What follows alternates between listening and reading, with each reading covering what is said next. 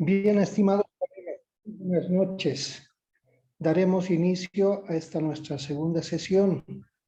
Por favor, les rogaría que desconecten sus micrófonos para evitar cualquier interferencia. Colega Liz, gracias.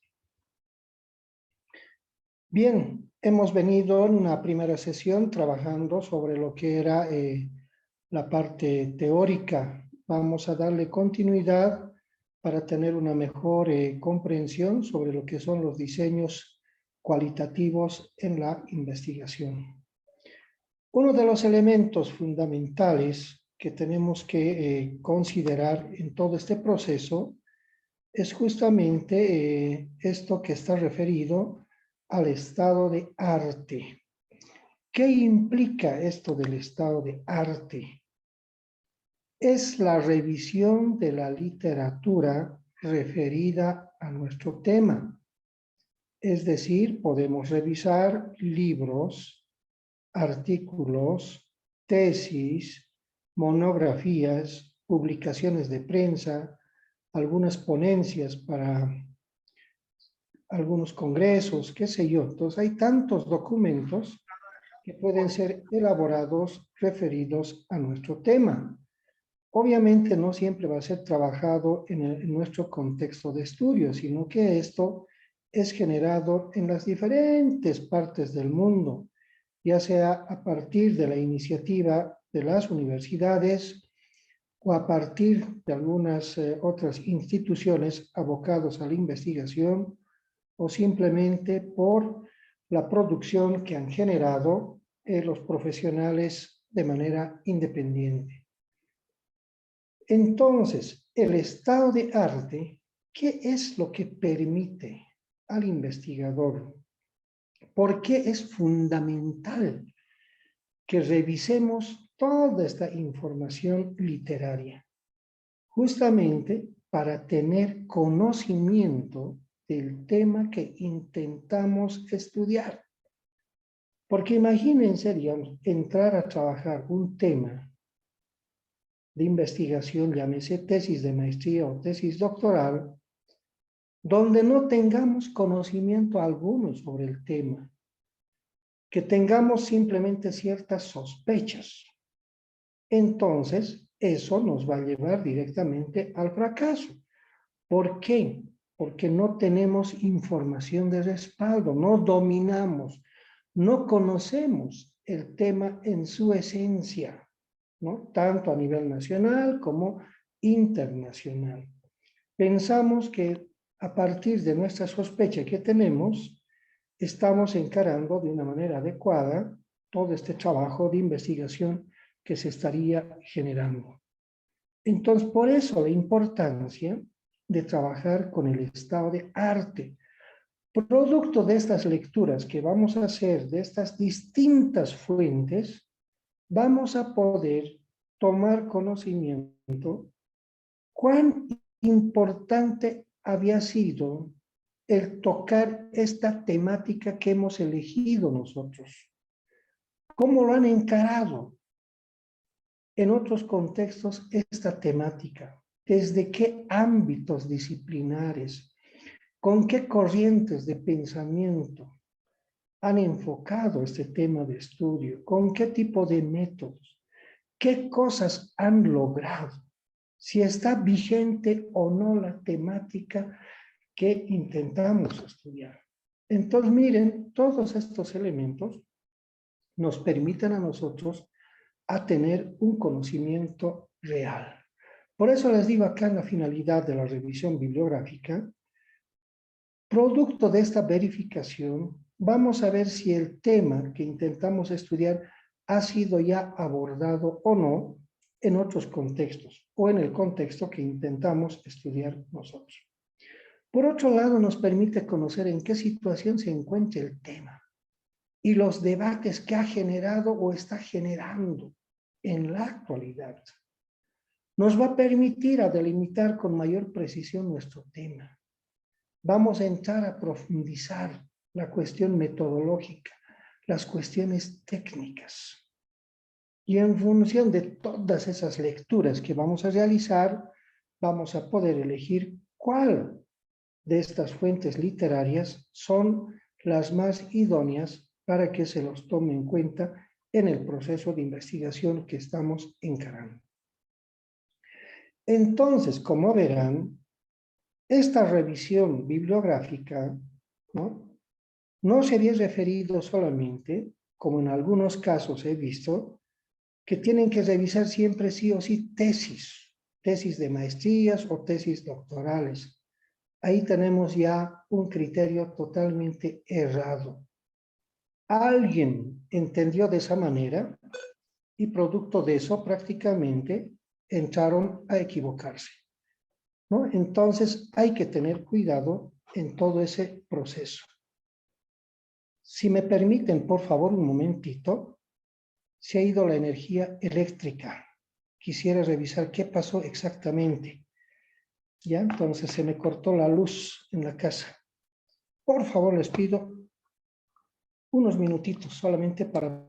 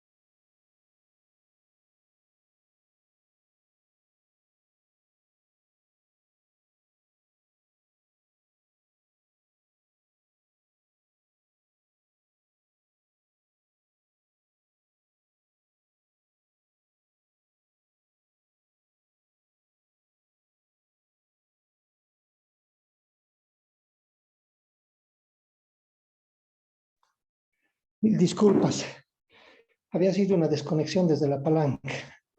Bien, subsanado eso, bueno, le damos continuidad. Les explicaba cuál es la importancia que tenemos que darle a lo que es el estado de arte. Entonces, fíjense cuán importante había sido esta revisión de la bibliografía para que en función de ello podamos tener nosotros un conocimiento real, preciso del tema que intentamos estudiar.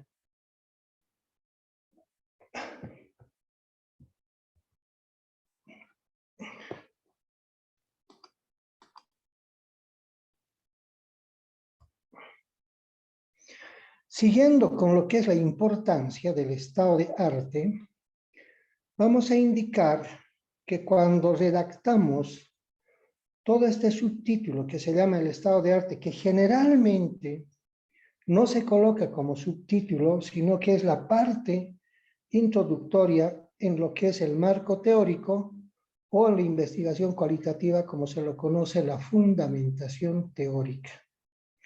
Eso también vamos a diferenciar, por favor. Cuando trabajamos una investigación de carácter cuantitativo, obviamente todo ese segundo capítulo se va a denominar marco teórico.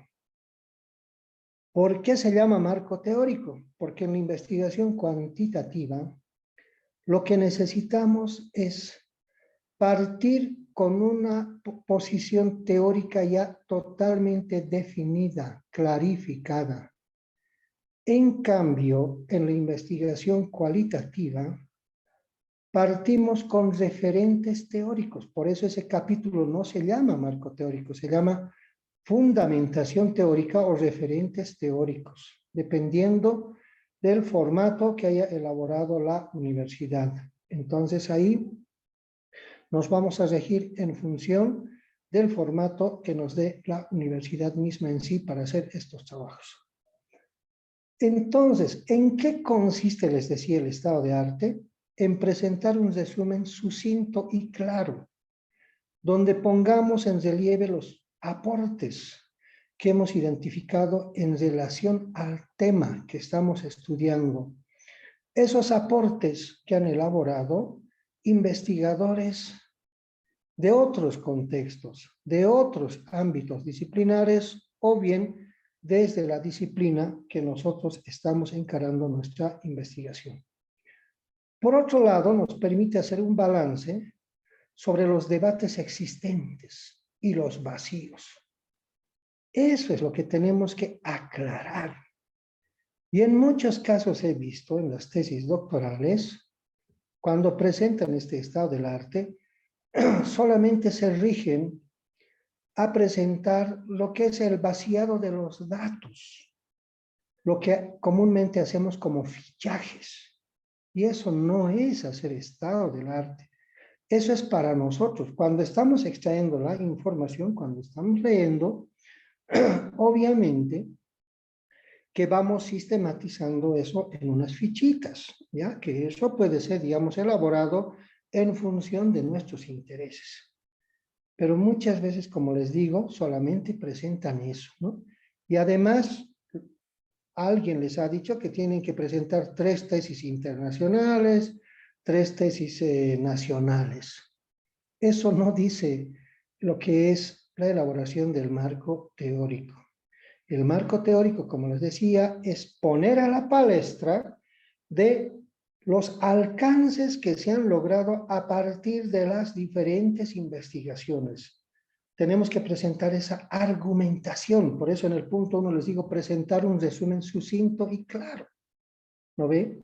A partir de este estado del arte es que vamos a entrar a esa inserción del tema.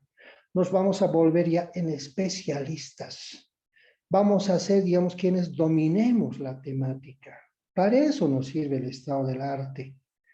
Y yo siempre digo, cuando encaremos una investigación o pretendamos hacer una investigación, lo primero que debíamos haber hecho es partir con el estado del arte. Y no así con lo que es la parte metodológica. Porque si no conocemos del tema, no estamos interiorizados totalmente, ¿qué cosa podemos exponer? ¿Qué cosa podemos argumentar? Entonces, cuando elaboremos nuestro planteamiento del problema, solamente vamos a darle vueltas y vueltas sobre lo mismo sin tener mayores argumentaciones. Ese es el gran problema. Ahí vienen, digamos, los grandes fracasos. Por eso cuando yo dirijo algunas asesorías de tesis, lo primero que les pregunto es ¿cuánta información literaria tienen sobre el tema? Y si lo han leído o no. Y muchos dicen solamente he compilado datos. Entonces les digo, tienen 1 semana o 2 semanas para interiorizarse del tema y así poder, digamos, debatir, redactar, argumentar en función de lo que nos pide la estructura de la universidad. Entonces, solamente producto de esta información que vamos a adquirir, vamos a poder generar esta discusión de los problemas teóricos y metodológicos. Porque si no conocemos qué puedo yo debatir, qué puedo yo argumentar, nada. Entonces ahí viene pues el fracaso, digamos, de elaborar este capítulo del marco metodológico, porque no conocemos del tema, solamente sospechamos, intuimos, o en algunos casos, cuando pretendemos realizar la investigación, ya tenemos la respuesta. Y si ya tenemos la respuesta, ¿para qué seguir investigando? ¿No ve? Entonces, ahí ya no se justifica una investigación. Entonces, esas cositas vamos a tomarlo siempre muy en cuenta. En el proceso de lectura que hagamos para esto del estado de arte, ¿ya? Lo primero que vamos a revisar siempre es los aspectos teóricos. Por eso yo recomiendo no trabajar tanto con información literaria de carácter técnico, ¿no? Sino literatura referida a teorías, a planteamientos filosóficos. Solamente eso nos va a dar mayores insumos para poder, digamos, nosotros posteriormente debatir en base a esos planteamientos teóricos, conceptuales que han ido generando. Y si no encontramos siempre temáticas exactamente en función de lo que estamos trabajando nosotros, pues busquemos algo similar. Y eso nos va a dar siempre mayores luces, nos va a dar, digamos, mayores argumentos para poder reflexionar. Por ello, lo importante, digamos, esto de la precisión del estado del arte, ¿no? Entonces, a partir de esa precisión, de esa revisión literaria que hemos hecho, mañana será la presentación. por favor, apaguemos nuestros micrófonos. Colega Ángel Garnica, ¿podría desactivar su micrófono? Colega Ángel Garnica, por favor, cuando ingresen, cerciórense siempre de desactivar sus micrófonos, porque a partir de ahí se descubre pues que no están atendiendo a lo que estamos reflexionando. Acá no se trata solamente de conectarse. Si tienen otros temas de urgencia que tienen que atender, pues háganlo. No es necesario que estén en estas sesiones. Por algo tenemos las grabaciones. Pues cuando tengan tiempito, pueden revisar las grabaciones. Entonces, en vez de estar ahí, digamos, solamente conectados, estamos prácticamente hasta perdiendo el tiempo, ¿verdad? Estamos queriendo, digamos, atender a uno, atender al otro, y al final no generamos absolutamente nada positivo para lo que nosotros pretendemos, digamos, hacer en el transcurso del día o como actividades académicas o lo que fuera. ¿Ya? Entonces les decía, a partir de esta revisión bibliográfica que se llama el estado de arte, vamos a poder focalizar muy bien nuestras ideas. Solamente a partir de eso vamos a poder ubicarnos con claridad. Solamente a partir de ello vamos a poder analizar toda esa estructura sistemática que necesitamos generar en nuestra investigación. Y como les decía, si no tenemos esos insumos, lastimosamente, vamos a darle vueltas y vueltas sobre lo mismo, pero sin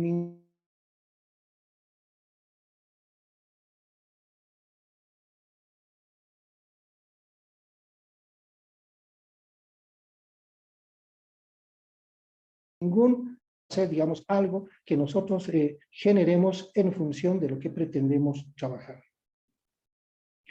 Ahora, las preguntas para la lectura que deberíamos de desarrollar es siempre, así sean libros, artículos o lo que fuera, de cuál es el tema, cuál es la idea central, qué plantea el autor, cuáles son las principales evidencias y los argumentos que se generan en cada uno de estos trabajos. ¿Con qué tipo de visiones van trabajando? ¿Cuáles son esas acciones implícitas y explícitas que van planteando en cada una de estas investigaciones?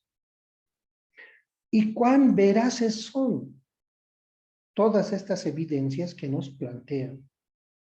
¿Y a qué tipo de conclusiones arriban en estos trabajos? Entonces, producto de todo ello, nos van a dar toda una panorámica sobre lo que es los componentes teóricos, los conceptos que utilizan, los métodos a los que han recurrido y cuál ha sido la metodología con la que han encaminado cada uno de estos trabajos. Eso es algo fundamental, clave, para encarar un trabajo de investigación. Porque si no tenemos eso, vamos a seguir reclamando que alguien nos facilite una estructura, un esquema. O como muchas veces mis estudiantes del doctorado y de la maestría siempre me andan reclamando, denos un modelo, denos, digamos, un ejemplo. ¿Para qué les voy a dar un modelo? Si lo que van a hacer es copiar exactamente, digamos, lo que está, digamos, ahí en ese modelo. Van a tratar de imitar sin saber ¿A qué tipo de diseño metodológico responde ese trabajo? Por ahí es totalmente lo contrario a lo que uno pretende desarrollar. Entonces, por eso a mí no me gusta dar, digamos, esos ejemplos, ¿no? ¿Para qué, digamos, hacerles copiar algo que está mal, que no se ajusta a su trabajo? Y lo que tenemos que ver desde la investigación cualitativa o desde la cuantitativa es que cada investigación es un mundo aparte. No pueden haber dos investigaciones idénticas. Nunca se van a dar. Entonces, en función de esa particularidad de esa investigación, es que nosotros ahora tenemos que construir nuestro diseño metodológico a partir de lo que pretendemos desarrollar nosotros como investigación. En función de eso, iremos precisando cuál va a ser, digamos, ese diseño metodológico que vamos a utilizar. ¿Va a ser la hermenéutica, la fenomenológica? ¿Va a ser la etnográfica, la etnometodología? ¿Va a ser, digamos, a través de la revisión bibliográfica? ¿Va a ser historias de vida, estudios de caso? ¿Qué va a ser? Entonces, eso tenemos que conocerlo a cabalidad. Por eso es que no hay un modelo. Entonces, cada investigación que pretendan ustedes desarrollar va a ser algo único. Por eso es que se tiene que construir su propio diseño en función de esa particularidad, de esa esencia que necesitamos generar. Ahora otra cosa, digamos, en función de la lectura que vamos desarrollando. Obviamente que no vamos a fichar todo. En eso sí tenemos que acostumbrarnos ya a trabajar de una manera sistemática. Si bien leemos, obviamente que esas lecturas tienen que ser ahora sistematizadas. Y para hacer una buena sistematización, necesitamos pues de la elaboración de las fichas. Pueden ser fichas textuales, fichas de análisis, fichas de comentario, ¿no? Y tantas otras fichas que existen. Entonces ustedes ya verán, ¿no? Como investigadores que son, entonces, cómo manejan su fichaje, ¿no? Si es una ficha, digamos, de análisis, bienvenido sea, pero tiene que tener, digamos, sus características. Entonces, cuando hagamos fichas, acá no se trata, digamos, de copiar todo, sino lo más resaltante, lo más fundamental que podíamos haber encontrado en esas lecturas. Y obviamente eso tiene que estar totalmente identificado, con una claridad, con una precisión, ¿no? Para que realmente más adelante se constituya parte componente de nuestra investigación. Ya sea como cita textual, si hemos hecho, digamos, algunos comentarios, entonces esos comentarios se insertarán en nuestro documento. Ya tenemos trabajado eso. Lo único que necesitamos es ahora cuidar de una manera precisa la referenciación bibliográfica, ¿no? Entonces ahí sí tenemos que estar totalmente claros. Por otro lado, les digo criterios para clasificar las fuentes documentales. En eso tenemos que estar también bien claros. ¿Qué tipos de fuentes nos van a servir para el desarrollo de nuestra investigación? Van a ser los documentos impresos, los documentos digitales, van a ser los manuscritos, van a ser documentos públicos, privados, ¿cuáles? Entonces, en función de ello, también vamos a ir trabajando, vamos a ir, digamos, consolidando toda nuestra información. Entonces, ahora, a partir de toda esta revisión que generamos nosotros, ¿no? de diferentes tipos de documentos, vamos a poder obtener pues la información que necesitamos. Vamos a poder constituir nuestro objeto de estudio. ¿Y qué les decía que era el objeto de estudio? La esencia de la investigación. Por eso es que cuando empezamos a investigar, tenemos que saber con precisión qué tenemos que conocer anticipadamente, ¿Qué es lo que vamos a ir desarrollando en el durante de la investigación y qué vamos a hacer después de constituir, digamos, nuestro corpus documental? Entonces necesitamos trabajar todos esos elementos. Entonces no es nomás acá, digamos, empezar a trabajar con ciertas fuentes literarias o documentos digitales y empezar a copiar y pegar, copiar y pegar. Si fuera así, prácticamente estaríamos incurriendo en esos errores de plagio. ¿Y qué nos dice el reglamento de la Universidad Boliviana y de cualquier parte del mundo? Copia parcial o total es anulación del documento. Y aparte de ello, nosotros pues tenemos que cuidar nuestro prestigio profesional. Miren, a estas alturas todos hemos alcanzado el grado académico de doctores. Imagínense seguir plagiando.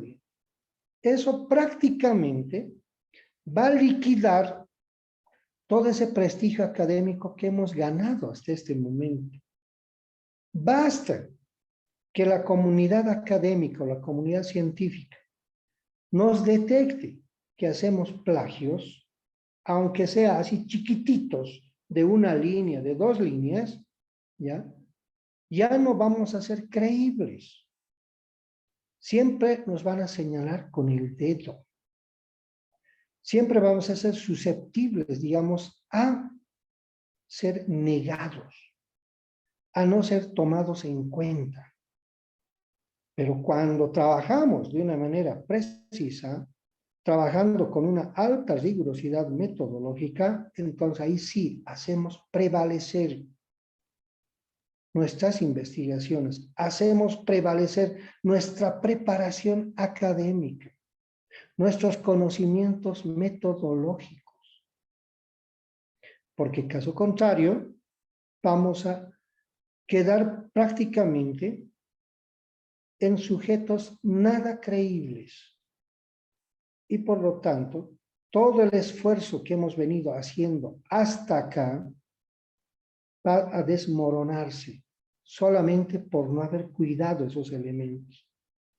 O por querer hacer, digamos, un trabajo, pero así de la noche a la mañana. Eso ya hablaba con algunos de mis tesistas, ¿no? ¿Por qué no pueden responder? Nos decían, no hay, digamos, esa cultura de trabajar. Y en algunos casos, ¿ya? Nos hemos mal acostumbrado a hacer trabajos totalmente improvisados, sin esa rigurosidad científica, sin esa precisión de los enfoques, si va por esa línea del cuantitativo o del cualitativo o del mixto. Entonces, no trabajamos con esas precisiones, ¿no? Hacemos solamente una esquematización, pero sin una coherencia lógica. Entonces hay que ir trabajando, hay que ir produciendo. Es clave esto de la definición del enfoque de investigación. No puede ser que yo declare en mi documento que estoy abarcando la investigación desde el enfoque cuantitativo y resulta que todo el argumento va por el cualitativo. Entonces no. O en algunos casos solucionan bien fácilmente, ¿no? Supuestamente la solución está, digamos, en asumir una investigación mixta. Y donde dicen, voy a asumir una investigación mixta donde voy a utilizar lo cuantitativo y también lo cualitativo, ¿no? El cuantitativo para trabajar, digamos, con esto, y el cualitativo con esto, Pero ubiquémonos. Ahora, hablando metodológicamente, el enfoque mixto tiene otra sistematización. Va para otro tipo de trabajos. Si bien unimos las técnicas para tener mayor información, para generar una mejor argumentación, eso no significa fusionar métodos, fusionar referentes teóricos. En esos detalles tenemos que cuidar bastante, digamos, nuestro trabajo. Colega Loida Huaita, ¿podría desactivar su micrófono? Gracias. Entonces, miren cuán importante es empezar a conocer estos elementos. Las conocemos, sí, pero de repente no le hemos dado mucha importancia, ¿no?, a su precisión. Ahora, en este nivel posgradual, tenemos que cuidar esos elementos. Todos los trabajos que vayamos a desarrollar, llámese artículos, ponencias o cualquier otro documento, tiene que estar siempre totalmente, digamos, precisado, ya sea desde el enfoque cuantitativo, cualitativo o mixto, o ya sea desde algunos paradigmas emergentes. Entonces, en eso tenemos que cuidar.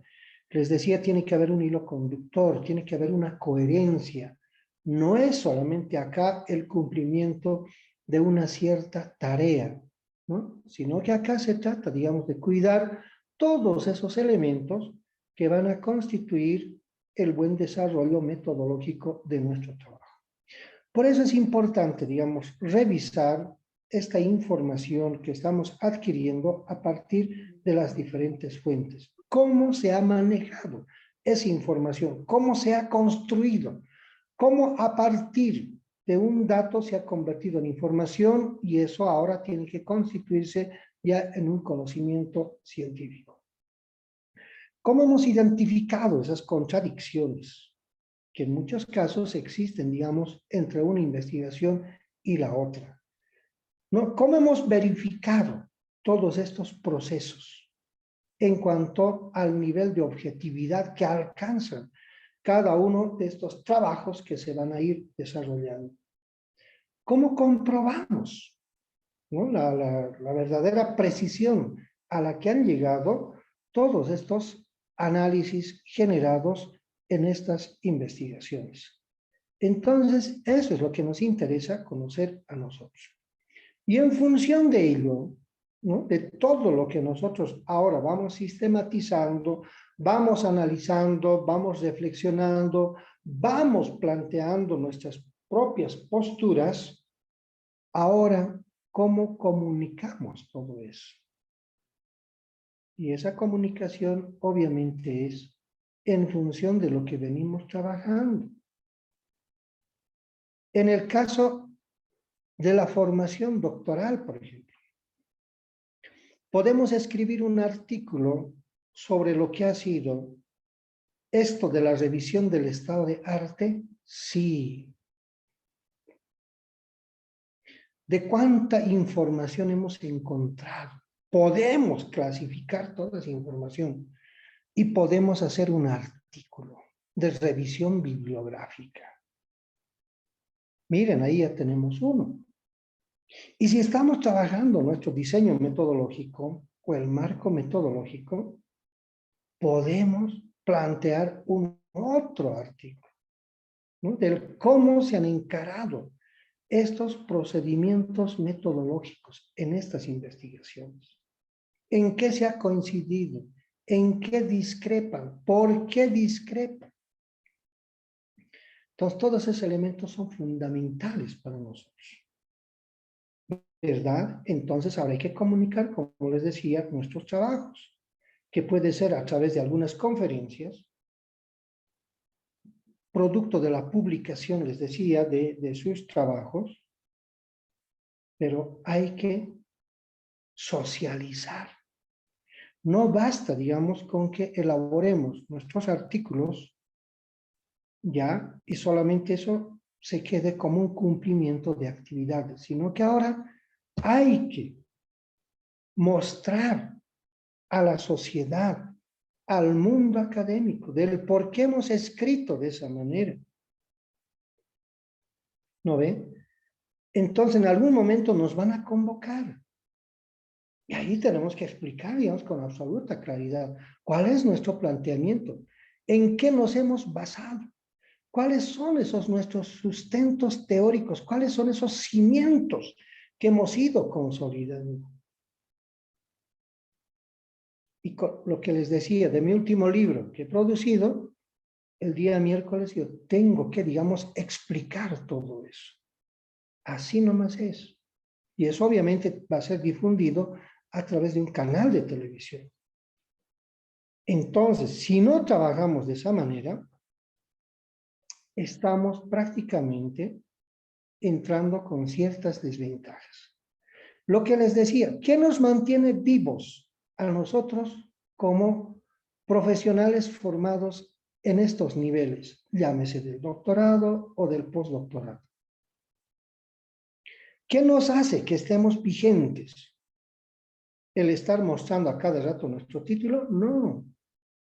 Es a partir de la producción intelectual. A partir de esas investigaciones que vamos a ir generando. A partir de esos artículos que vamos a escribir. A partir de los libros que vamos a producir. Pero produzcamos pues libros también serios. Porque ahora es bien fácil, digamos, obtener un documentito impreso con un acabado formato libro para decir que ya tenemos un libro. Porque ahí también se ha tergiversado todo ese proceso, ¿no? Por eso yo siempre decía, hasta el portero de una universidad tiene su libro editado. ¿Y cómo lo constituyen? Esa organización documental. Muchos trabajos bajados del internet. Muchos trabajos solamente compilado de trabajos de los estudiantes. Y basta con que se haya, digamos, alcanzado unas 100, 150 páginas, lo hayamos emblocado, colocado una tapita y lo denominamos libro. Y he visto con mucha preocupación cómo en algunos casos ya hasta nos ofrecen, nos dicen 10 ejemplares por 350 bolivianos. Y por cumplir con esas exigencias mal planteadas, totalmente distorsionadas, caemos pues en eso. ¿Para qué decimos? Para presentar, digamos, para nuestros concursos, compulsas, convocatorias, qué sé yo. Pero hay ese verdadero, digamos, análisis que debería de existir en cuanto a la profundidad temática, no existe. Entonces, eso hay que cuidar. Por eso, hoy por hoy, tenemos que saber elegir las fuentes literarias. ¿A qué autores realmente vamos a consultar? ¿Son válidos? ¿No son válidos? ¿Ya?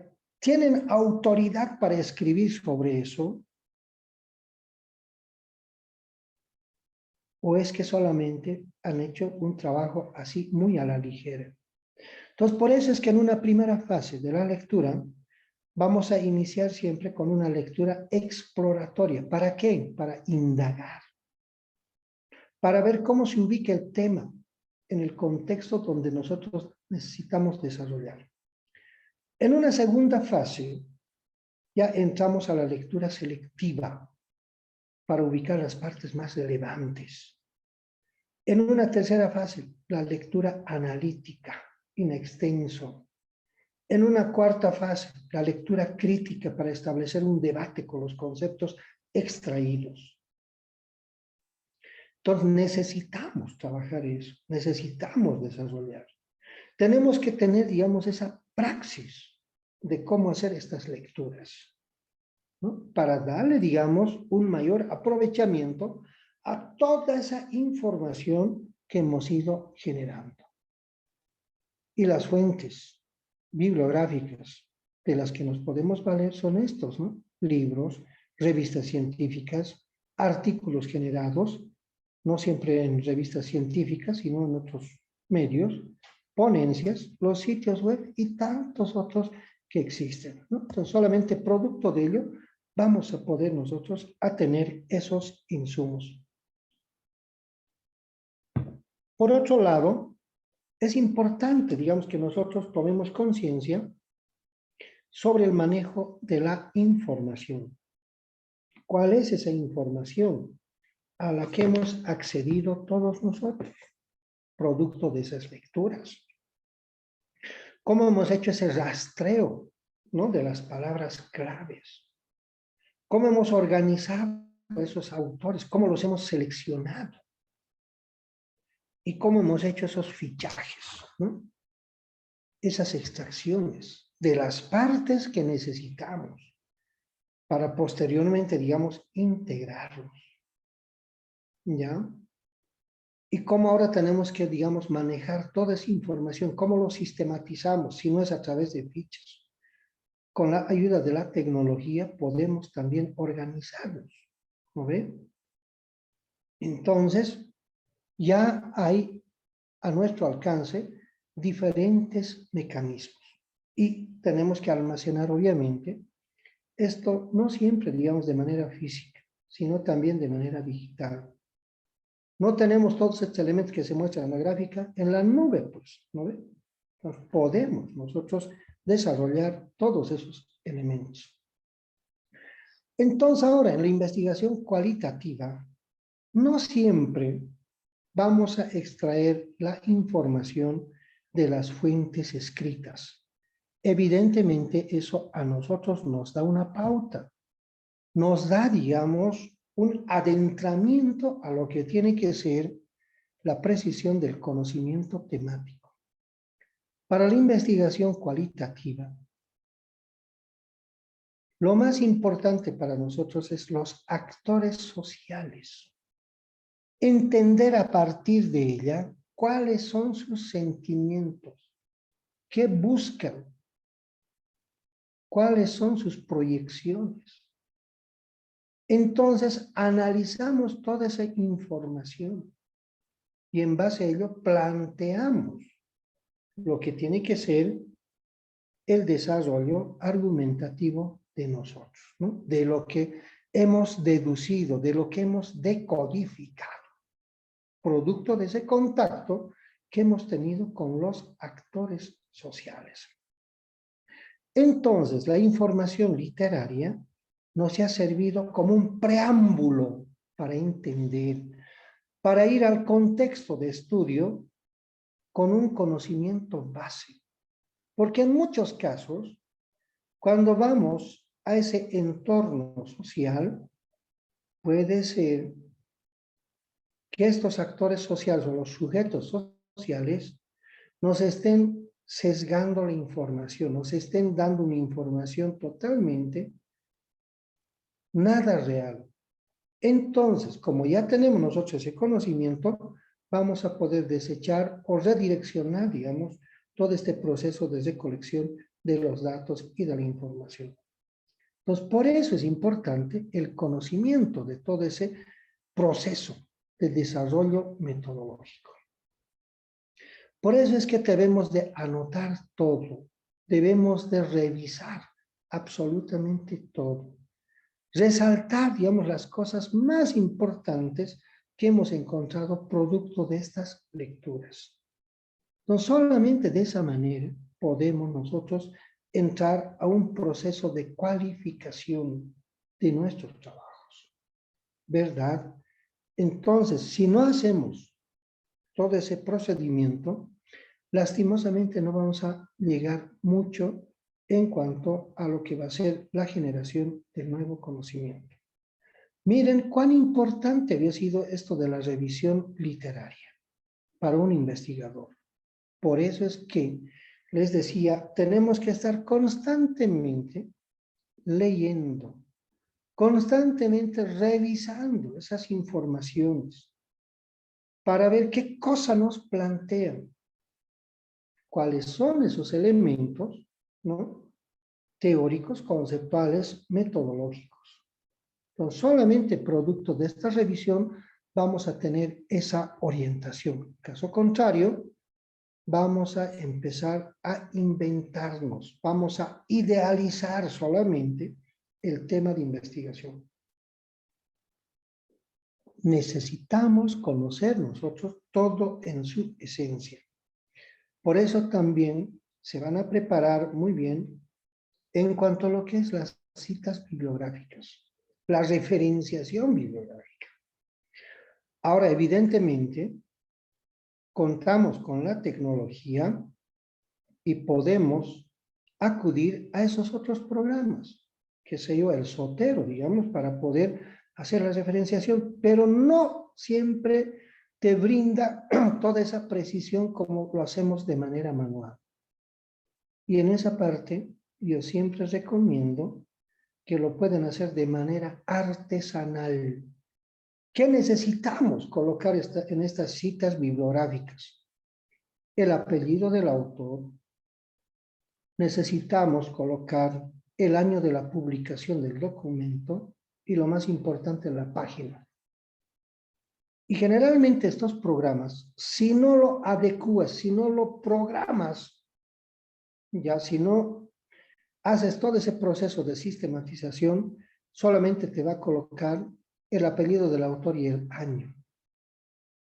Por lo tanto, el trabajo va a estar mal, ¿no ve? Entonces, por eso yo prefiero que se haga de manera artesanal, de manera manual, para poder ir controlando todas esas referenciaciones. Porque caso contrario, no va a estar, digamos, muy bien sistematizado metodológicamente nuestro trabajo. Es importante conocer todo eso. Ahora, cuando trabajamos con esta revisión de las fuentes literarias, ¿cómo yo trabajo? Acá les he puesto solamente algunos ejemplitos. Hago el mapeo bibliográfico. ¿Qué significa eso? Me armo un cuadrito, así más o menos. Libro 1, digamos, ¿no? ¿Cuál es el título? Le pongo el título. El autor, la editorial, el año, el país donde se ha publicado. ¿Qué tipo de documento es? Libro, artículo, ponencia, ¿qué es?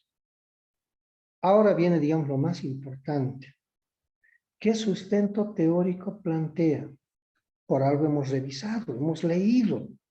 Por eso les decía, busquen información literaria, pero que tenga un componente teórico. No tanto así libros técnicos, porque ahí no nos van a permitir reflexionar, ¿ya? ¿Qué tipo de metodologías plantean en esas investigaciones? ¿Qué conceptos? De repente vamos a rescatar 3, 4, 5. ¿Desde qué paradigma han abarcado esa investigación? Podemos colocar incluso otra columna que diga diseño, otra columna que diga métodos, otra columna técnicas, otra columna de repente, digamos, referencias epistemológicas, planteamientos filosóficos, escuela de pensamiento. Entonces, este mapeo de la bibliografía podemos nosotros construir según nuestros intereses. Y en función de esta sistematización, podemos hacer ese relevamiento de la información para el estado de arte. Así nomás se manejan las herramientas, no hay otra. Ya, por lo menos yo me manejo de esta manera. Y si no tiene el sustento teórico, ese trabajo que estoy leyendo, entonces lo descarto simplemente. Por ahí no presenta, digamos, una metodología, solamente una sistematización, una descripción nada más. Entonces no me sirve. Queda prácticamente eliminado. Por ahí voy a encontrar, digamos, 20 conceptos. Entonces me va a servir, digamos, en cierta medida para poder seleccionar los conceptos que yo necesito insertar en mi trabajo. Por ahí no tiene un planteamiento del paradigma. Por ahí no hay, digamos, una precisión epistemológica. Entonces, ese trabajo, que supuestamente, digamos, tenía un alto componente, digamos, teórico-conceptual, lastimosamente va a quedar de lado, eliminado. También me sirve para eso, para una sistematización. Entonces, esta es una ayuda que nos permite, digamos, a nosotros a poder sistematizar de mejor manera las fuentes con las que estamos trabajando. Entonces, traten de aprovechar todos estos elementos y replíquenlas. Van a ver que en algún momento les va a dar, digamos, grandes beneficios. ¿Y para qué hacemos todo ello? Para encontrar teorías, para precisar, digamos, esos elementos. Y a partir de esas teorías vamos a poder definir el objeto de estudio. Vamos a poder describir esa realidad. Vamos a poder relacionar esos puntos de vista que tienen. Y vamos a poder explicar con mucha claridad los fenómenos. ¿Verdad? Si no tenemos esos elementos, lastimosamente nuestro trabajo va a carecer de una rigurosidad metodológica. Va a ser nomás solo una compilación de informaciones, una compilación de citas, nada más. Entonces eso es lo que no queremos. Queremos una buena precisión. ¿Ya? Ahora, ¿qué es la construcción de la teoría? Esa teoría que vamos a identificar o la teoría que vamos a asumir nos va a permitir a plantear una postura personal, una postura precisa. Esa teoría, les decía, se constituye en el cimiento de nuestra investigación. Si no tenemos precisado esa teoría, ahí prácticamente estamos complicados. Estamos prácticamente huérfanos de todo. Y eso es lo que no precisamos, pues, en el marco teórico. En vano le colocamos ese nombre, ¿no? En el capítulo 2 o capítulo 3, donde decimos marco teórico. ¿Qué colocamos en vez del marco teórico? Un desarrollo temático. Cuando el marco teórico tiene otra lógica. El marco teórico nos dice en una primera instancia a presentar ese relevamiento de la información de las fuentes literarias consultadas. Segundo punto, ¿cuál es el referente teórico asumido y del por qué? ¿Qué permite esa teoría desde esa escuela de pensamiento que se ha planteado? En el marco contextual, ¿cómo se contextualiza esta temática que estamos estudiando? Por ahora lo llamaremos comprensión lectora.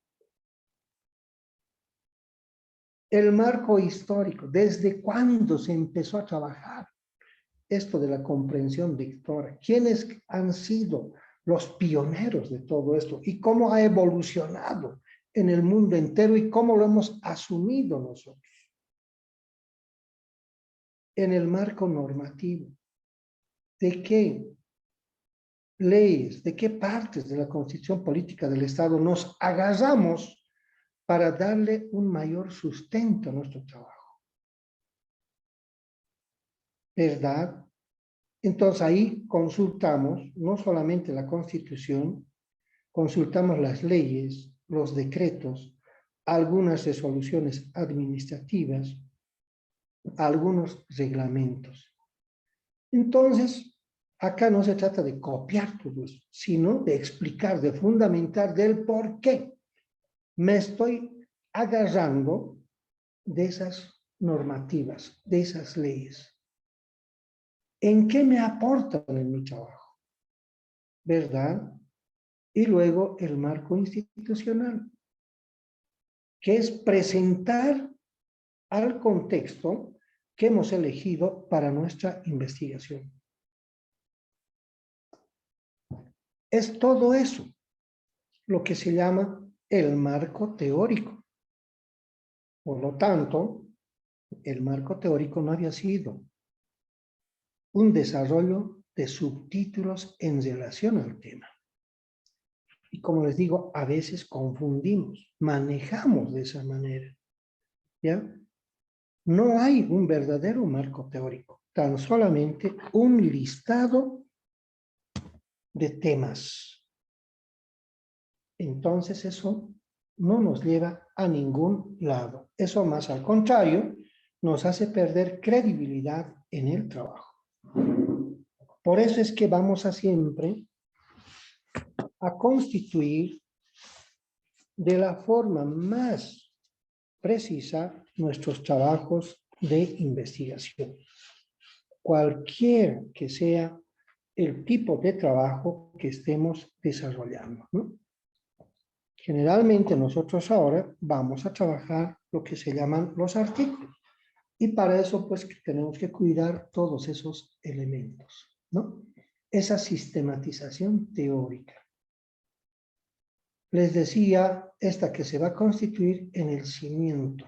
No puede ser que nosotros edifiquemos una casa sin cimientos. No es que vamos a ir a colocar directamente las puertas en un espacio abierto, encima colocarle un techo, o directamente apilar los ladrillos sin un cimiento. Esa casa prácticamente se va a desmoronar. Y lo mismo pasaría con nuestra investigación. Si no tenemos esos referentes teóricos, prácticamente nuestro trabajo no tendría esa cientificidad. Por lo tanto, como habrán visto, el marco teórico tiene otras características, otras connotaciones. Lo mismo que la fundamentación teórica. En la fundamentación teórica, para las investigaciones de carácter cualitativo, estas teorías pueden ser encontradas en el proceso de la investigación, pero podemos partir con una teoría que nos puede permitir, digamos, empezar a encaminar el trabajo. En cambio, en la investigación cuantitativa, sí o sí se tiene que partir con una teoría. Entonces, son aspectos así de estructuración que corresponde, digamos, más a la parte metodológica. Por eso les decía la importancia de conocer todo esto. Y en el ámbito de las ciencias sociales, en el ámbito de las ciencias humanas, ¿no? Toda esta teoría a nosotros nos permite describir y analizar la realidad social. A partir de esas teorías generamos debates, porque si no, ¿qué cosa plantearíamos en un debate? Caeríamos solamente a hacer un resumen. Producto de la comprensión de estas teorías, podemos nosotros discrepar en algunos aspectos que los autores hayan planteado. En función de esas teorías, podemos incluso desechar todo lo que hemos consultado y plantear una nueva. Eso es lo que hacen, pues, los cientistas sociales. Generar siempre debate en función de algo. Y si no tenemos eso, nuestro trabajo no va a tener, digamos, esa precisión. Por eso es que partimos siempre en la investigación cualitativa desde una realidad concreta. Acá no nos inventamos. Acá no sirve para nada las invenciones. A partir de esa realidad concreta, de esa realidad observada, entramos a la generación del proceso de la investigación. Y eso nos va a permitir a constituir una teoría. Entonces, miren cuán importante es, digamos, entrar a ese proceso. Y más aún la teoría en la investigación científica. ¿Ya? Cuando se trabaja con experimentaciones, cuando se trabaja en laboratorio. Entonces, al hacer un trabajo de investigación o producir conocimiento, no había sido pues solamente agarrar así a la libre intuición y dejar volar, digamos, esas argumentaciones, sino que acá tenemos que entrar a conocer todo ese proceso de sistematización, de coherencias lógicas que tiene que tener. Por eso tenemos que ser conscientes de cuál es ahora la investigación académica que vamos a encarar. ¿Qué permite esto de la investigación académica? Obviamente comprender una realidad o un fenómeno. Y a partir de la comprensión de esa realidad, de entender ese fenómeno, vamos a poder plantear soluciones. ¿Verdad? Entonces, así nomás es en la investigación social.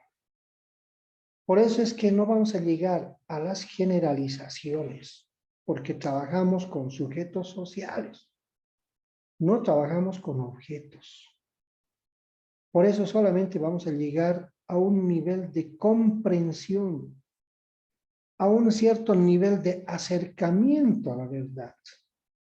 No vamos a llegar a la verdad absoluta. La investigación social no comprende eso. Lo que les decía, el accionar de un ser humano nunca se va a repetir dos veces. Entonces, cada acción humana es única, es particular. Eso es lo que tenemos que entender como esencia fundamental. Entonces, a partir de esa lectura que hacemos de esas realidades, obviamente que hay que ahora entrar a esa generación del conocimiento. Y para ello, ¿de qué requerimos? De la reflexión, del análisis. Y en función de ello, vamos a entrar a ese proceso de la sistematización.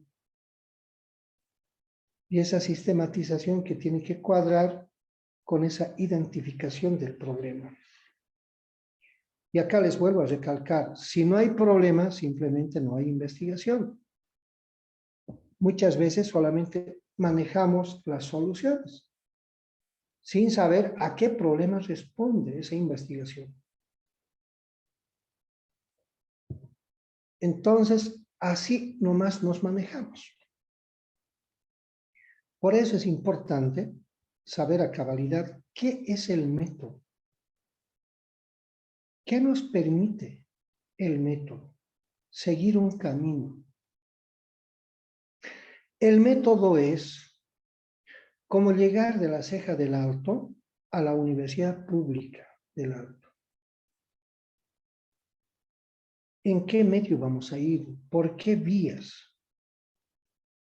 Y a veces nos equivocamos en los métodos.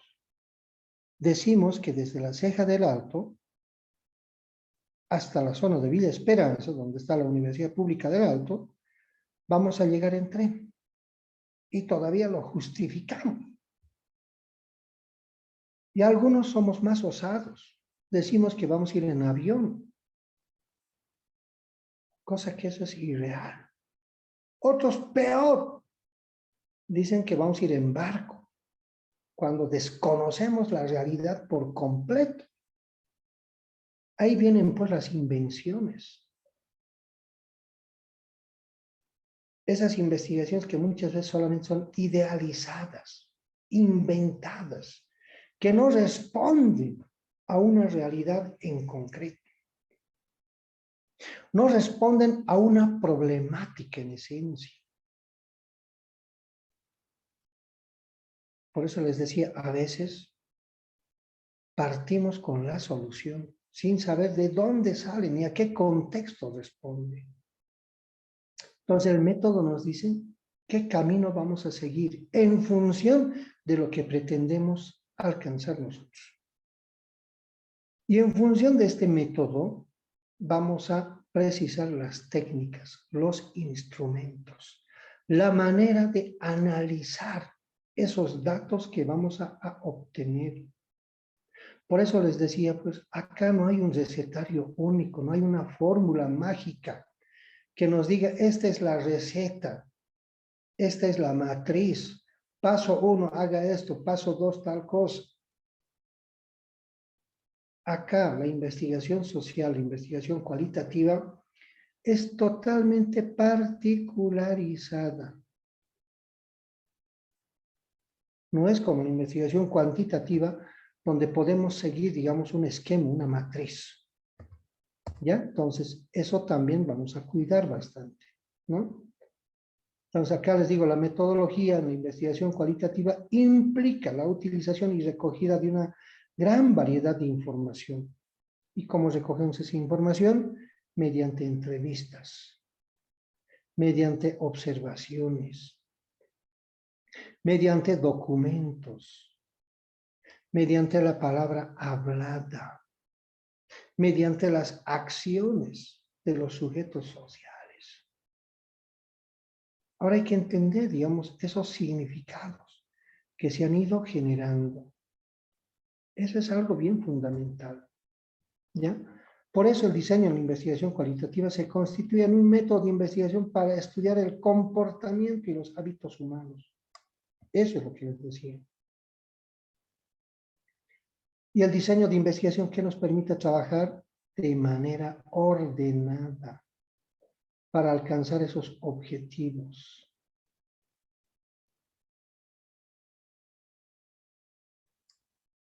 Así nomás es, estimados compañeros, ¿ya? Entonces, acá para ya entender esto de los diseños, miren, acá les estoy haciendo un listado de los diseños de investigación en las ciencias exactas. ¿Qué quiere decir eso? Desde el enfoque cuantitativo, desde el paradigma positivista. En esos casos, pueden ustedes optar por el teórico, por el científico, por el matemático y estadístico, hipotético deductivo, la sistematización, la causal, el genético, experimental, medición, deductivo, analítico, sintético. Pueden optar por esas vías. Pero ahora, nosotros estamos trabajando la comprensión de los diseños cualitativos. Ahora vienen otras maneras de encarar la investigación totalmente contrarias a lo que hemos visto en la anterior diapositiva. Ahora se trabaja desde lo dialéctico, lo empírico, lo vivencial, la observación, lo fenomenológico, lo hermenéutico, lo etnográfico, estudios narrativos, la etnometodología, estudios de caso, estudios de comunidad, historias de vida, análisis documental, el biográfico, teoría fundamentada, histórico-lógico, el inductivo, inductivo-deductivo y la investigación-acción. Cada uno de estos es una manera totalmente distinta de proceder en la investigación. Para darles un ejemplo, ¿cuántos somos en este momento los que estamos presentes en aula? 17. Descontando mi persona, 16. Miren, vamos a trabajar, por decirles, sigamos con ese ejemplo de la comprensión lectora. Todos vamos a trabajar con la comprensión lectora. Traigamos todo tipo de materiales literarios y los vamos a poner en un ambiente y cada uno también se va a situar en ese ambiente. Resulta que al primer compañero le voy a aplicar el diseño dialéctico, al segundo compañero el empírico, al tercero el vivencial, al cuarto el de observación, y así sucesivamente hasta llegar al compañero número 16, ¿ya? Que puede ser, digamos, al histórico lógico, digamos. Todos vamos a trabajar el mismo tema, trabajamos todos consultando las mismas fuentes que hemos compilado, podemos estar hablando constantemente sobre nuestros temas, pero resulta que cada uno va a trabajar de una manera totalmente distinta. Ahí me justifico del por qué no quiero manejar esos modelos, esos ejemplos. Porque cada uno de estos implica un accionar distinto. Es como decirles, acá les estoy presentando un recetario de preparación de sopas. Ahora díganme ustedes si hay una única manera de preparar sopas. No, ¿verdad? Tenemos sopa de chairo, sopa de fideo, sopa de arroz, sopa de maní, sopa de quinoa, ¿no ves? Sopa de papalisi, sopa de choclo, qué sé yo, tantas variedades de sopas que conocemos. Eso es lo que nos muestra esto. Esa variedad, por ahora lo llamaré recetarios. No es lo mismo preparar una lagua de choclo que preparar un chairo, ¿verdad? Si bien los ingredientes se parecen, pero no es lo mismo, digamos, el proceder. Al final igual vamos a obtener un producto líquido, digamos, con ciertos componentes, digamos, de verduras o de otras cosas. Igualito nos va a alimentar. Lo mismo pasa en estos diseños. Cada uno tiene su manera de proceder, su manera de encarar, de organizar, de recoger la información, de analizar la información. Y eso es lo que ya vamos a ir trabajando la siguiente semana. Entonces, por eso se nos vuelve pues complejo el conocer la parte metodológica. Por esta diversidad de diseños que tenemos. Entonces, cada una de estas nos lleva, digamos, a un accionar totalmente distinto de los otros que los tenemos presentes acá. Eso es lo que nos diferenciamos cuando entramos a hacer los trabajos de investigación. Solamente decimos investigación cualitativa. Voy a trabajar, qué sé yo, con entrevistas. Listo, hasta ahí llegamos. Pero ¿cuál es el diseño? ¿Cuál es el método? ¿Cuáles van a ser las técnicas que se van a aplicar para la recolección de los datos? ¿Cómo los voy a analizar? Ahí viene el reto. ¿Ya? Entonces, en eso vamos a tener cuidado. Ahora los vamos a ir conociendo, así a grosso modo, a cada una de estas. El diseño dialéctico, ¿qué dice? Explicita las contradicciones existentes y proporciona la posibilidad de comprender los más diversos fenómenos de la realidad. Analiza los fenómenos de la naturaleza y la sociedad para descubrir el desarrollo de la realidad, considerando los fenómenos históricos y sociales. Entonces, fíjense cómo se va trabajando todo eso, ¿no? El diseño empírico, ¿qué nos dice? Permite la obtención de datos tomados de la práctica y el conocimiento de los hechos que caracterizan a los fenómenos con la finalidad de revelar y explicar las características fenomenológicas del objeto. Miren, cada una con su propia particularidad, con su propia manera de hacer la lectura de ese entorno social.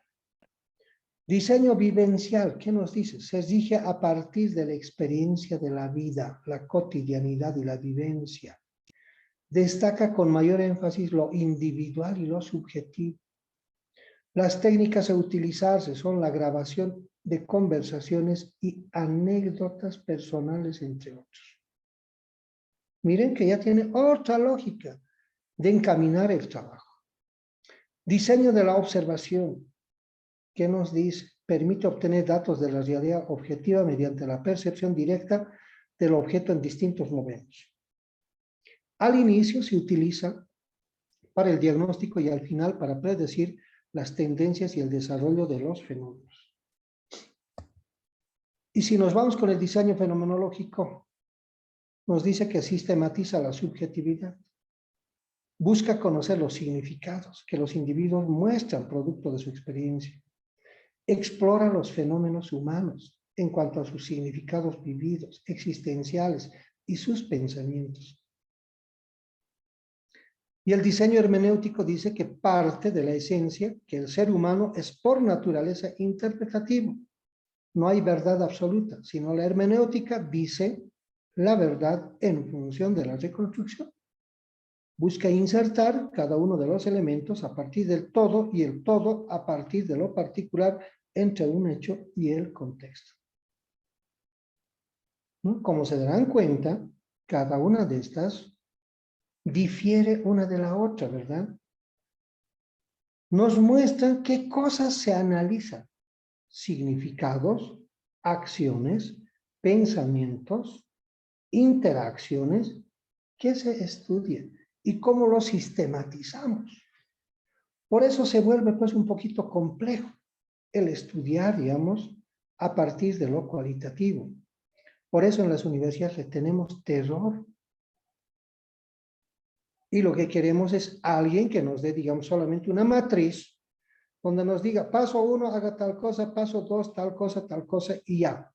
Resuelto, digamos, como una investigación cuantitativa. Por eso también en mi universidad, en una de las carreras que es netamente teórico,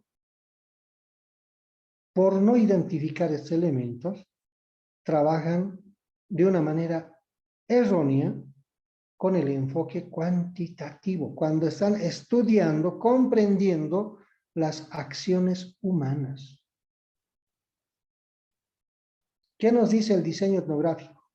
Explica el modo de vida de una unidad social en un periodo determinado con la finalidad de descubrir o reconstruir las formas de vida o estructuras sociales del grupo investigado. Y a veces pensamos que el diseño etnográfico es para estudiar a las comunidades rurales. Mentira, no es así. El etnográfico puede ser aplicado dentro de una aula, dentro de una fábrica, dentro de nuestras casas.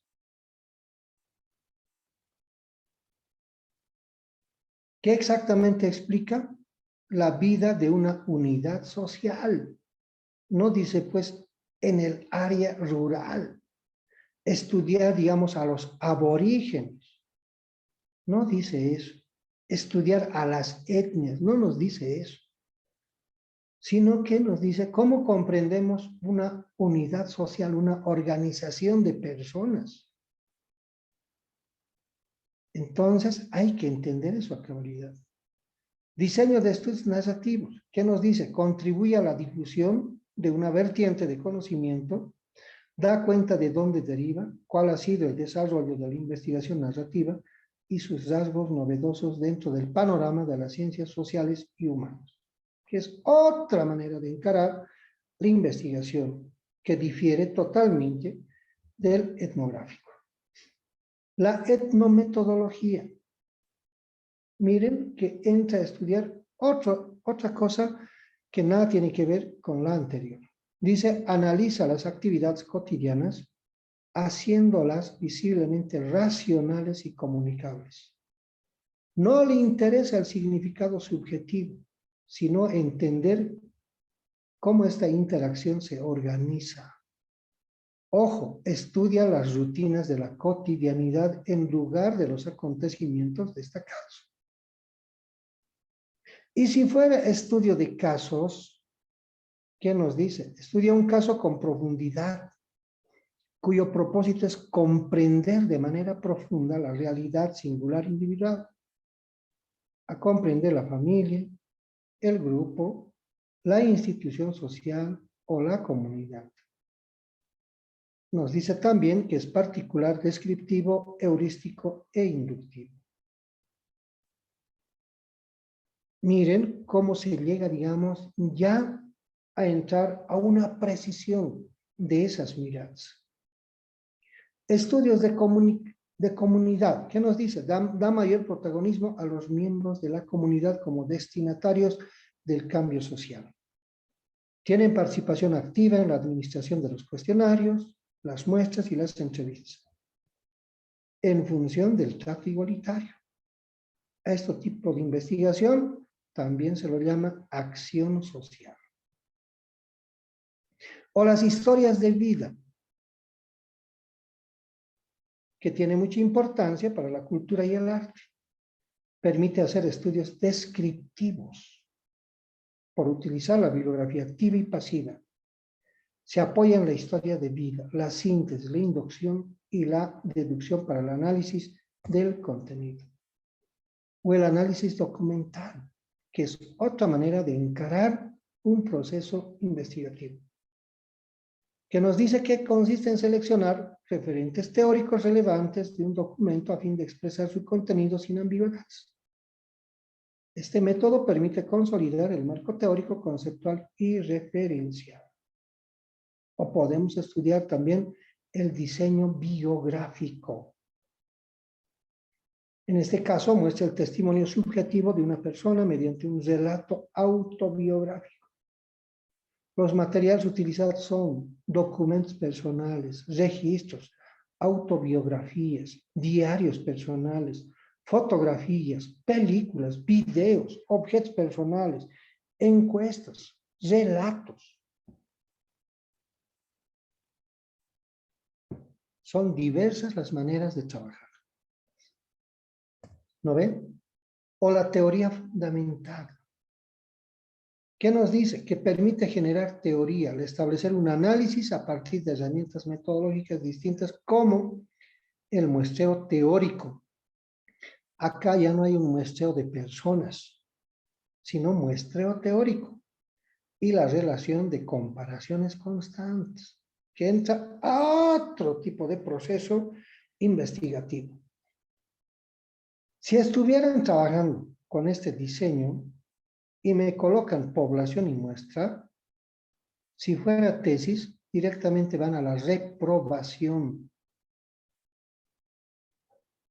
Porque ahí estaríamos diciendo que no se han ubicado absolutamente nada de cómo debe de estructurarse. ¿Cuáles deben ser los elementos que vamos a tomar en cuenta? Y a algunos le ponen población, muestra, universo, todo. En este caso no va. Por eso les decía, acá no hay fórmulas mágicas. No hay una manera de proceder. Cada una es totalmente distinta. ¿Ya? O el histórico lógico, que dice, estudia la trayectoria de los procesos, fenómenos y acontecimientos en su devenir histórico.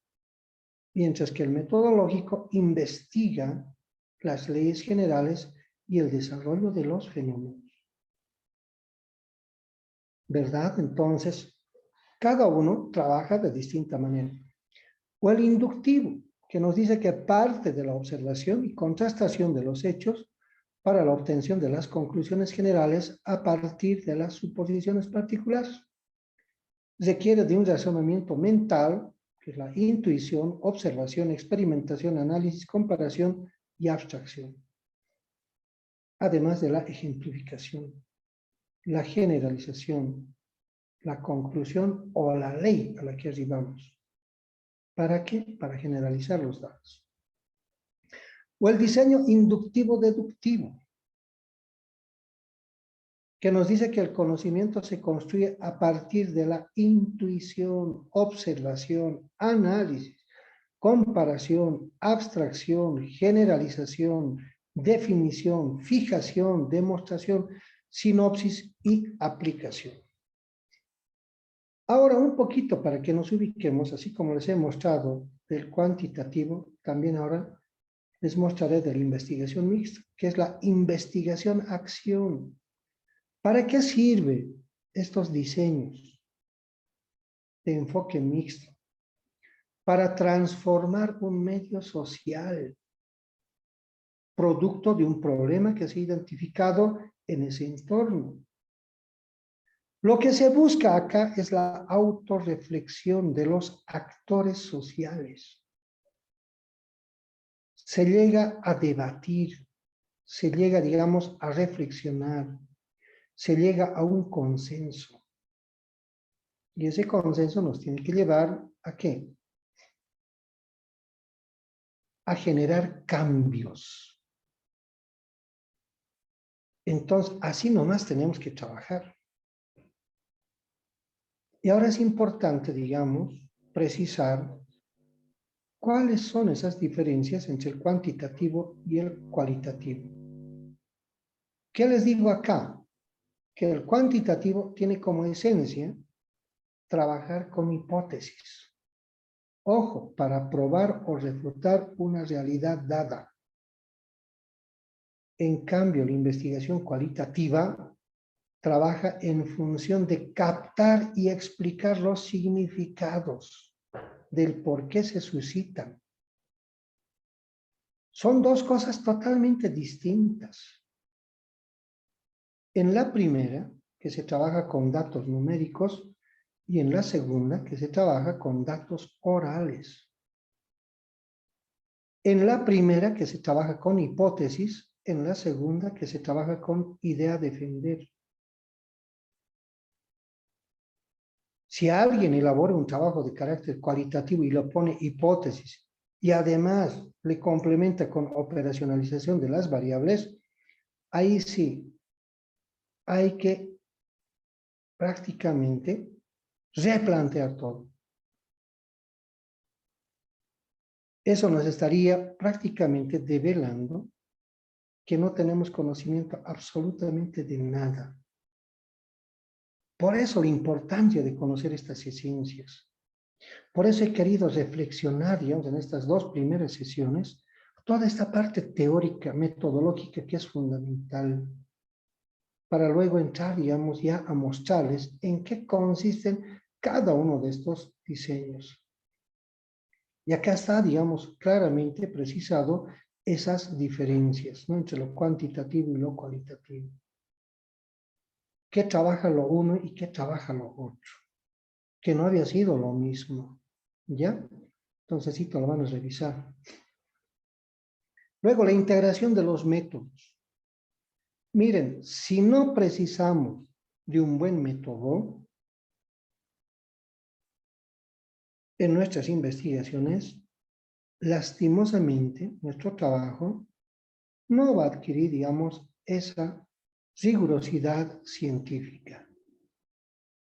Va a ser nomás un trabajo, así como lo hace, digamos, cualquier ser humano, recopilando datos, nada más.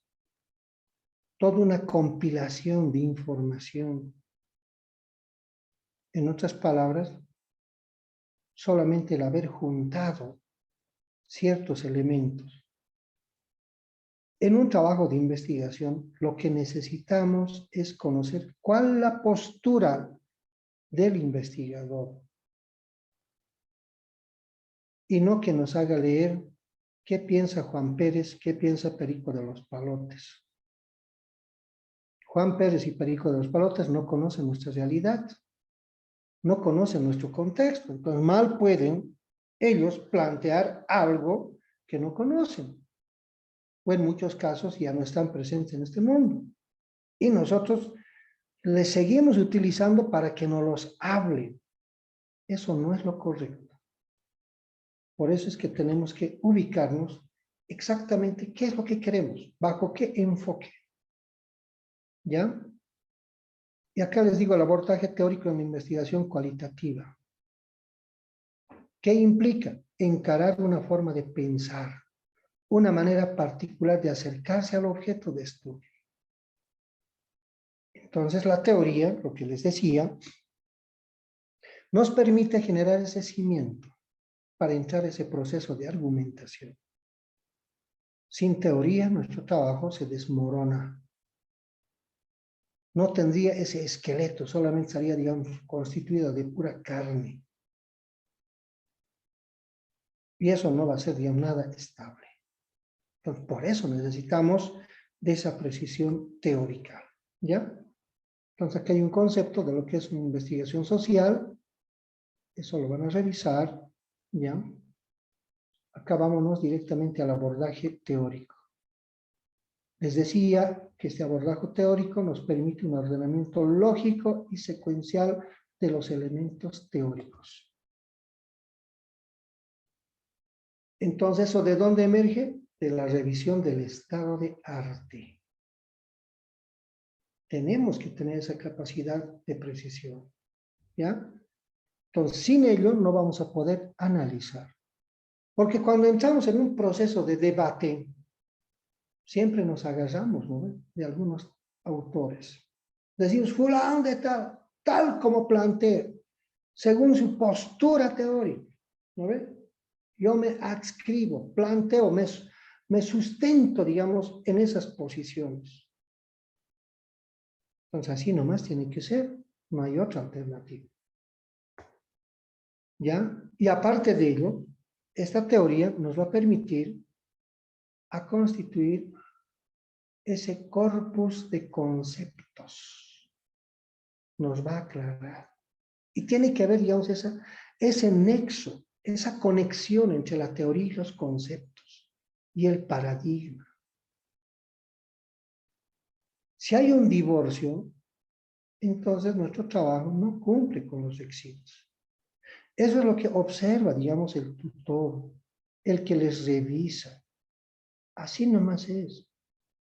Y nosotros ahora que hemos alcanzado este grado de doctor, porque se supone que estamos preparados con una alta rigurosidad metodológica para encarar trabajos de carácter científico.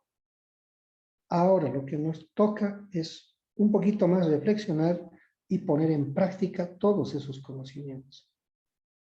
No olvidemos que este postdoctorado es la afirmación de lo que hemos venido trabajando en el nivel doctoral. Por eso es que no es grado académico, ¿ya? Es un refuerzo que se hace a esto. ¿No ves? Como las famosas vacunas que hemos tenido. Nos hemos reforzado con una segunda, con una tercera dosis, ¿no? Ahora para nosotros este refuerzo es justamente este postdoctorado. Entonces, así tenemos que trabajar. Por eso es que a partir de ello vamos a trabajar con los supuestos paradigmáticos, vamos a precisar las teorías generales, las teorías sustantivas, y vamos a entrar a esas proposiciones teóricas, para que finalmente adoptemos una teoría.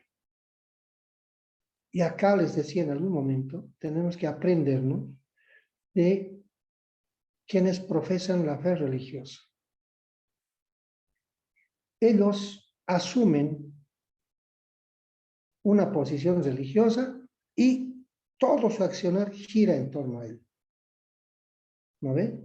Entonces igualito tiene que ser para nosotros esta adopción teórica.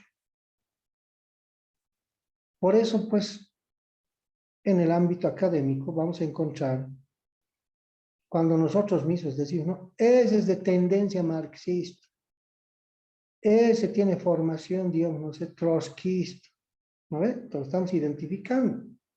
Ellos han asumido, pero así en su plenitud, ese planteamiento teórico. O decimos en algunos casos, ellos son cataristas, decimos, ¿no? Porque se lo han apropiado, se lo han interiorizado, se identifican con esa postura teórica. Entonces ahora hay que asumir eso. Y para eso viene la revisión del estado de arte, ¿no ves?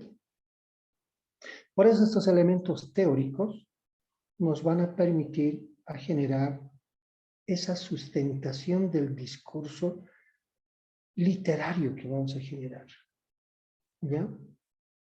Y en esto también tenemos que estar bien claros, ¿no? ¿Cómo generamos? ¿Cómo encaramos?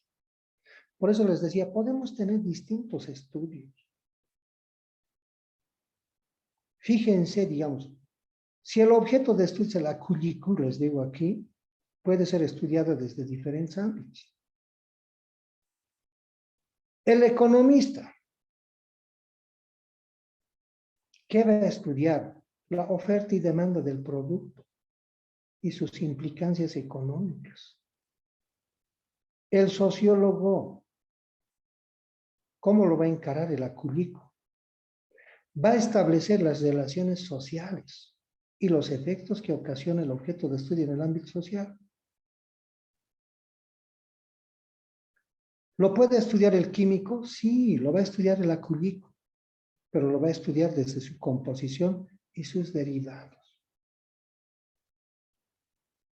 Y si nos vamos con un lingüista, ¿qué va a estudiar del acúlico?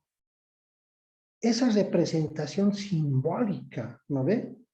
Del por qué se genera, digamos, ese acúlico. ¿Qué códigos se manejan dentro de eso? Lo mismo el antropólogo, va a entender esa esencia, esa convivencia, digamos, con el otro. Y en el mundo aymara es así, ¿verdad? Yo quiero conversar de algo, quiero confraternizar, no sé. Quiero entrar, digamos, en un proceso de reflexión, de análisis. ¿Cuál es ese nexo? El acúlico. Entonces lo podemos entender de diversas maneras. Entonces eso es lo que queremos, entender en la investigación cualitativa. ¿Para qué nos sirve esto de la teoría? Ya les dije, para constituir las bases. Y que en función de esa adopción de pensamiento, de la manera de entender la realidad, nosotros ahora expliquemos ese problema en función de nuestro contexto. A eso queremos llegar. Eso es lo que nos permite la teoría, ¿no ve? Y eso surge producto de ¿qué? De las lecturas. Y si no hay lectura, simplemente no hay nada. Porque no somos dioses para poder conocer todo. El ser humano solamente puede, digamos, analizar, reflexionar, puede plantear cosas totalmente novedosas en función de sus experiencias vividas, en función de ese análisis de la realidad que hace, en función de ese cuestionamiento frente a su realidad. Por eso es que en la investigación cualitativa o la investigación social, la teoría provee ideas no contempladas inicialmente. Permite ir más allá en cuanto a la obtención de datos para una mayor profundización en su interpretación. ¿Verdad? Y acá les digo nuevamente, ¿no? La teoría que permite determinar supuestos paradigmáticos, teorías generales, teorías sustantivas, proporciones teóricas, regularidades empíricas, conceptos observables, amplitud de fenómenos o procesos. Y la teoría, les decía al inicio, tiene que constituirse en el hilo conductor de la investigación. Esa es la teoría que tiene que estar presente prácticamente en todo. Y en eso tenemos que estar bien claros, ¿no? Cómo la teoría en la investigación cuantitativa actúa y cómo en la cualitativa. Miren, en la cuantitativa la teoría nos dice que da mayor precisión a los conceptos para abordar las variables. Y en las cualitativas, mayor precisión en la epistemología. No está diciendo mayor precisión en la teoría, ¿ya? Para guiar el diseño de investigación en base al planteamiento axiológico y ético. Por eso les decía, en las investigaciones de carácter cuantitativo, sí o sí se tiene que partir con una teoría. En cambio, la teoría lo podemos encontrar en el camino, en la investigación cualitativa, pero ahí lo que se exige es el componente epistemológico. Entonces, esas cositas las vamos a considerar muy bien. Niveles a alcanzar en la investigación, les digo. Precisar los niveles de abstracción en el marco teórico. Precisar las estrategias para identificar conceptos, ideas o proposiciones en relación a los objetivos. Precisar las diferencias entre las perspectivas teóricas macrosociales y microsociales, además de sus consecuencias metodológicas. ¿Qué más les digo más abajo? Las perspectivas teóricas de la investigación deben estar sujetas al diseño metodológico y los objetivos. La validez del fundamento teórico. A partir de esta precisión teórica, vamos a poder explicar las características y los componentes de la investigación. Vamos a poder precisar los supuestos ontológicos, epistemológicos, axiológicos y metodológicos. Vamos a poder describir una realidad. Vamos a poder desarrollar el objetivo de la investigación. Por lo tanto, estos referentes teóricos que vamos a asumir nos van a poder orientar fácilmente en función de los lineamientos de investigación que estamos abordando, en función, digamos, de las precisiones para hacer un adecuado análisis. Y esos análisis, obviamente, tienen que tener ese componente epistemológico en función de esas corrientes de pensamientos que les había indicado. Y si no, no funciona. Y acá está algo bien fundamental. En función de los paradigmas. Paradigma positivista, interpretativo, sociocrítico. Donde el enfoque del positivista es el cuantitativo, el enfoque del interpretativo es el cualitativo y el enfoque del sociocrítico es el mixto. Los métodos o los diseños en el positivista se trabaja con el exploratorio, descriptivo, correlacional y explicativo. En cambio, en el paradigma interpretativo, cuyo enfoque es el cualitativo, podemos trabajar con el etnográfico, con el narrativo, con el biográfico, historia de vida, ¿no? La hermenéutica, que les decía, el fenomenológico y tantos otros que existen. Y en el sociocrítico, de investigación, acción por esencia. Hasta ahí quisiera llegar en esta segunda sesión, estimados colegas. Si tienen alguna pregunta o quisieran hacer alguna complementación, adelante, por favor. Doctor, buenas noches.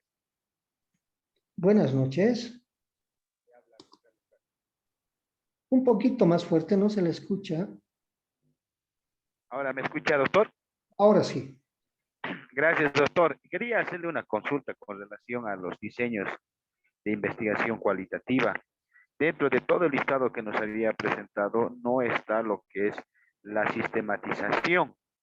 Esto le hago, no sé si está contemplado como un diseño de investigación cualitativa, en virtud a que dentro de lo que es el PROFOCON, el programa de formación complementaria que se ha ido desarrollando, a partir de la universidad pedagógica en los niveles de licenciatura en el tema del magisterio, todas las tesis o los trabajos de investigación que se han ido desarrollando han sido justamente con ese diseño, ¿no? La sistematización de experiencias. Y, o tal vez está también y solamente está con otro nombre. No, esto quería consultarle, doctor. No, plenamente de acuerdo. Bueno, no lo he tomado en cuenta porque, bueno, como es un doctorado, o mejor dicho, postdoctorado en epistemología, entonces, bueno, el otro corresponde, digamos, a otro ámbito, ¿no? A otro escenario, que tiene, digamos, una propia particularidad. Evidentemente ahí se trabaja, digamos, con ese tipo de diseño, ¿no? De sistematización. Yo mismo he sido parte de la universidad pedagógica, trabajando con las maestrías, y me ha tocado, digamos, trabajar en función de esto. Entonces, bueno, lo he considerado ajeno, digamos, a nuestro programa. Pero gracias, digamos, por esa pregunta. Lo voy a tratar de sistematizar, lo voy a tratar de incorporar. Doctor, entonces estaría dentro de los diseños de investigación cualitativa la sistematización, ¿no, doctor? Sí, claro que sí. Claro que sí. Gracias, Sí. doctor. Muy bien.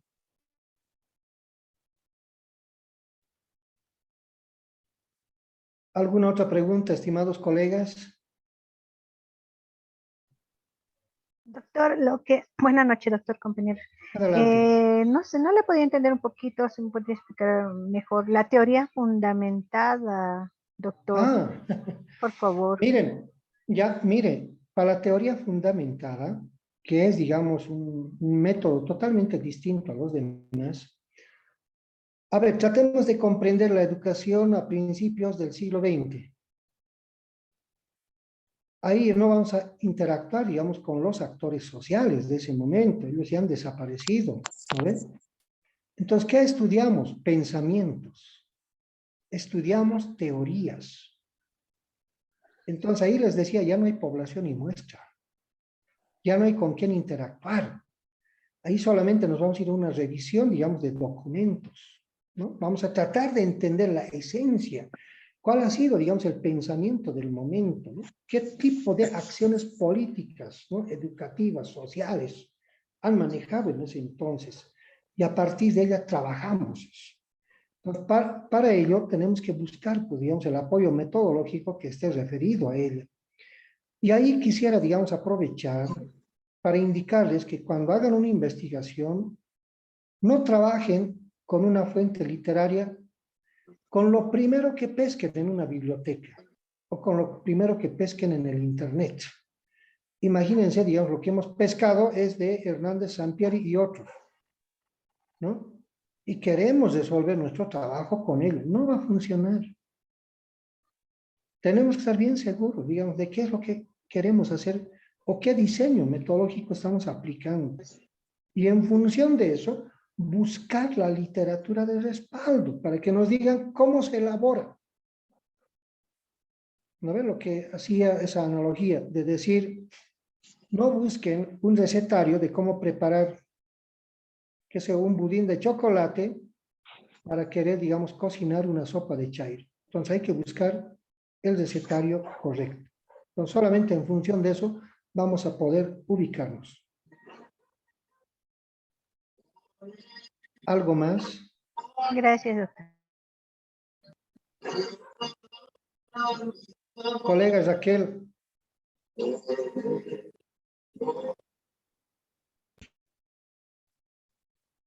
Tenía mucha interferencia.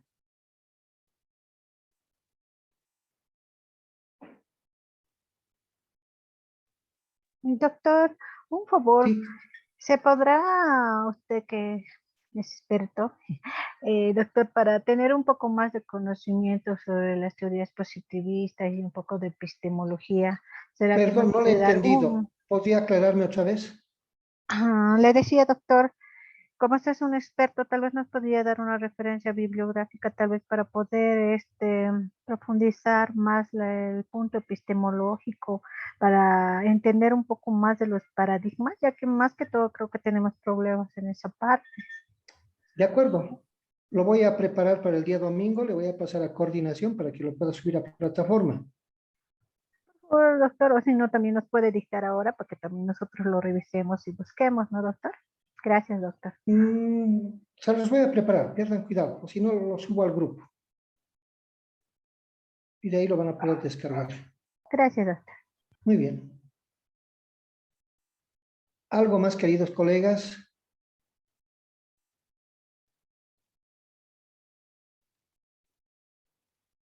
Bien, si no hay más preguntas, les agradezco por la participación en esta segunda sesión. Sí, adelante, adelante. Bueno, y ya tal vez finalizando. Quería un poquito, tal vez si es posible, un poquito me podría ampliar de la investigación acción, puesto que en la parte educativa, bueno, yo hablo siempre de la parte educativa por el tema de estar inmerso dentro del sistema de educación regular. En ese entendido, no sé, tal vez un poquito más me podría ampliar sobre la investigación acción, debido a que está tomándose ese diseño metodológico en investigación cualitativa para poder ir generando nuevos conocimientos y poder aportar a lo que es la teoría educativa. Doctor, tal vez necesito, por favor. No, pierdan cuidado. La siguiente semana empezamos a desmenuzar todo. Vamos a entrar a trabajar, digamos así, con todas sus profundidades en cada uno de los diseños. A eso nomás ya nos vamos a abocar. Doctor, buenas noches. Buenas noches, adelante. Doctor, primero agradecer por su presentación, estaba muy claro, muy interesante. Pero doctor, me gustaría que en la próxima oportunidad o en la próxima clase podría un poquito más ampliar lo que es el paradigma sociocrítico, lo que va con método de investigación, acción participativa. De alguna manera, diremos, acá en nuestro país, por lo menos en las escuelas superiores de formación de maestros, trabajamos con este enfoque y donde entra, diremos, la sistematización, lo que son los relatos individuales, relatos colectivos, etcétera, etcétera. Y además se está utilizando ya no la estructura del perfil de tesis, ni mucho menos de tesis, lo que se utiliza siempre en la parte, diremos, positivista, en la parte cualitativa, sino inclusive se está utilizando otro tipo de estructura. Entonces, un poquito me gustaría, diremos, de que nos podría ampliar sobre esta forma de hacer investigación desde el punto de vista de paradigma sociocrítico. Con todo Gracias, gusto, doctor. claro que sí. Gracias, Claro doctor. que sí. Sí. Pierdan cuidado de eso.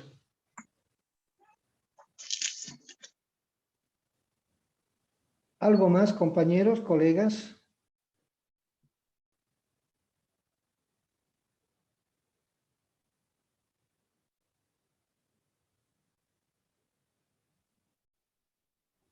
Bien, estimados colegas, muchas gracias por haber participado en esta segunda sesión y por todas las solicitudes que han hecho sobre la investigación-acción.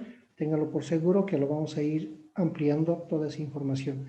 No se olviden que desde la tercera y la cuarta sesión trabajamos netamente referido a los diseños. Dicho eso, tengan todos ustedes muy buenas noches. Hasta el día miércoles. Buenas noches, doctor. Buenas noches, doctor. Buenas noches, doctor. Muchas Buenas noches, gracias. doctor. Buenas